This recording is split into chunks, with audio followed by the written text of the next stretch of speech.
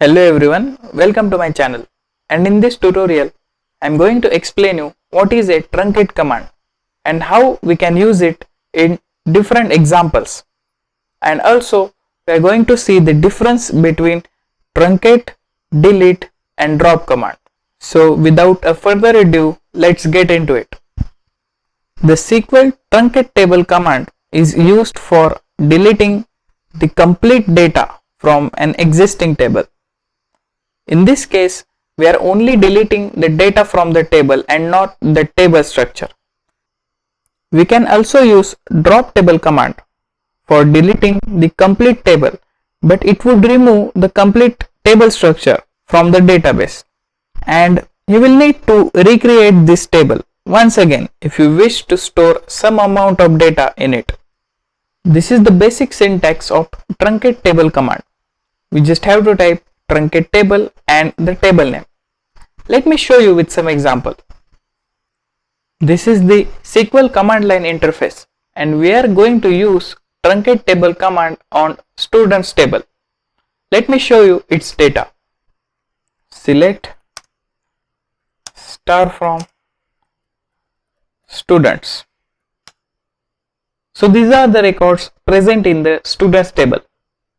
Now we use truncate command to delete all the data from the table. Type truncate table, and now we have to give the table name here, which is students. Students. If you hit semicolon and enter, the table has been truncated, and when you try to retrieve the data by select command, no rows is selected. Data is deleted from this table. But if we check the table structure by using DSC command, DSC students semicolon and enter, here you can see the table structure is not deleted. If you need to insert some records in future in the students table, you don't have to create it again. Mainly this technique is used where we perform full load. In the full load, we use truncate command to remove all the records from the table, and again we insert all the data. That is the full load. So you might ask this question, what is the difference between truncate, delete and drop command that we are going to see here. First one is delete.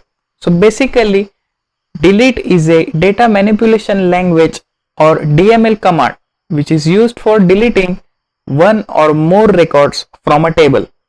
With the help of this command, we can either delete all the rows in one go, or we can delete row one by one. That is, we can use as per requirement or the condition using the where clause. It is comparatively slower than the truncate command, but here we can use the rollback command to restore the deleted records.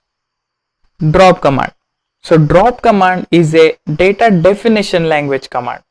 It is used to drop the whole table.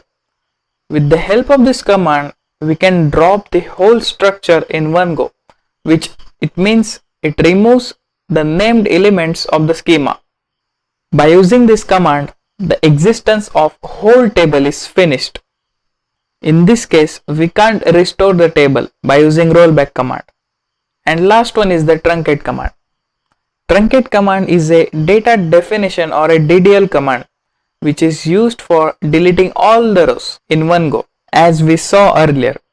It is comparatively faster than delete command as it deletes all the rows fastly.